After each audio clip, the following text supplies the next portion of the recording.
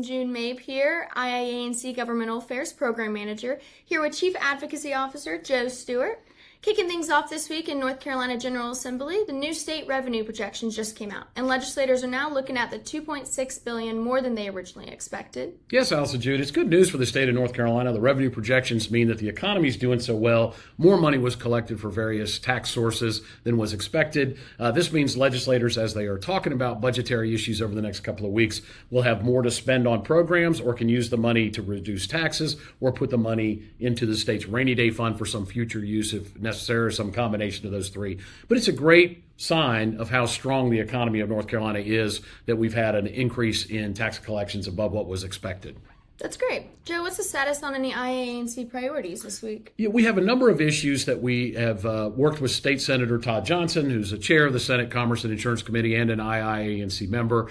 He has a piece of legislation, what's called a proposed committee substitute. It's existing bill. The language of that bill is taken out and new language is put in. But this will be House Bill 356 that will include provisions that we've talked about before in terms of certificates of insurance and replacement cost estimators.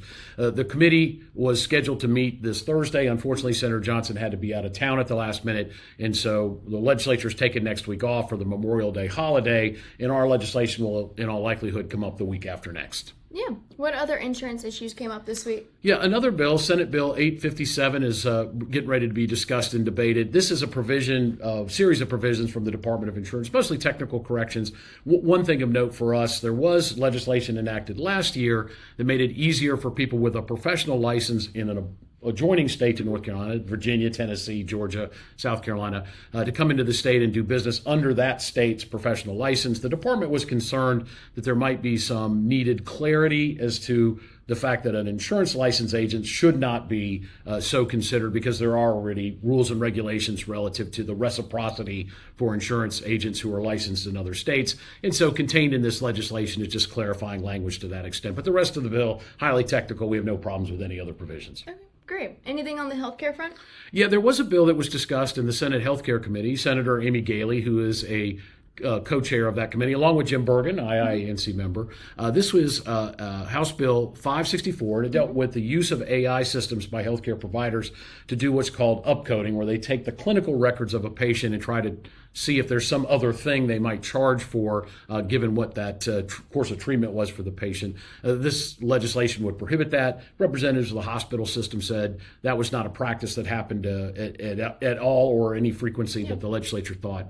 And so I think it'll be issue that's discussed and debated over the next couple of weeks. We'll see if something comes of it, but no further action on that one at this point. Okay. Any other items of interest from this week? Yeah, I'll just mention this has come up a few times before. Legislation that did pass the House last year, House Bill 156. There's a Senate companion to that bill, meaning the language is identical. It's just introduced in the Senate, Senate Bill 218, regarding level-funded health insurance plans. There was a reduction in the number of people that are eligible for such plans to 12, and this legislation would reduce that number further to 5. Not all of the health insurance carriers are in agreement that reducing that number further is a good idea. And so until they can work out the differences, I don't think this legislation will move forward. But it's something that's currently being discussed and debated at the legislature, so we'll continue to monitor it. Yeah. And for our IHO Minute? Yeah, we get to hear from Senator Gail Adcox. He's a licensed family nurse practitioner, represents a district in Wake County. She's been a strong ally for us on a number of healthcare related issues. She's going to share with us some of the issues she thinks are important for the legislature to take up relative to healthcare and health insurance during the short session. All right, awesome. And finally, Wake Forest Town Commissioner Hasib Fahmy has been appointed to the Senate by Governor Stein. He's filling the seat vacated by Michael Everett, who stepped down to take an executive director role with the NC Voter Protection Alliance.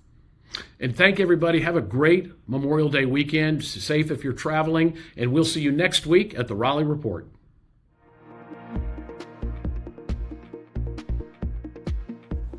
Well, we're here with State Senator Gail Adcock, who is, in addition to being a legislator, a family nurse practitioner and one of the only, if not the only senator, is that right? The only healthcare professional in the Senate now. I'm one of two, but the first nurse to ever be elected to the state Senate in the history of the state.